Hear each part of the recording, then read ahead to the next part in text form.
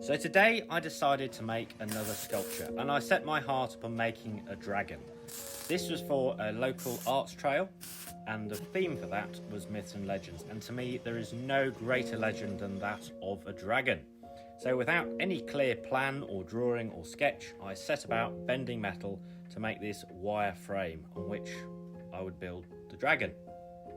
I rolled the round bar in my ring roller to give me hoops, and then joined these together with the bar to start creating sort of sections of the dragon. And I decided to make it even more challenging by giving it a sort of curve around to the tail. I wanted it to spiral up from the tail up to the head. Is that the drawing? It's to scale.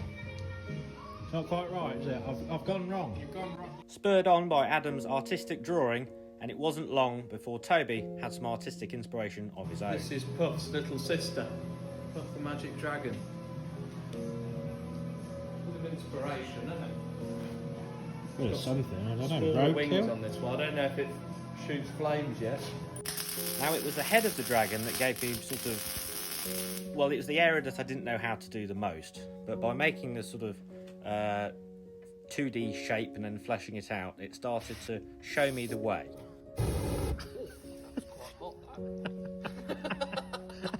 Now I wanted the dragon to look scaly and gnarly, so I clad it in stainless steel panels, and each of these I cut out by hand using the plasma cutter. This was quite an arduous task and took ages, but it's really what gave the dragon its texture. Now these pieces of stainless steel are manipulated by hand, and by starting with the tail, layered them like an armadillo skin going up. And actually it was quite therapeutic. A bit challenging around the legs and things, but there's no right way to do it, and that was the fun part of it. So I didn't get stressed about it, I just did it. And as you can see, it gives that effect of it sort of ascending from the tail upwards. But it wasn't long before I was getting a bit bored of the plasma cutting, because you very quickly ran out of the panels. I think it took 1.5 8x4 sheets of stainless steel to clad this dragon.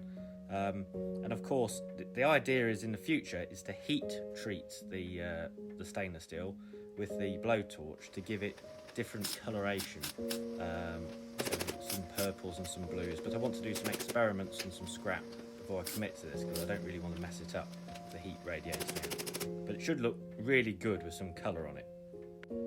I steadily worked my way across the sculpture and started fleshing out the face with even smaller pieces of stainless steel, and then set about the challenge of the legs.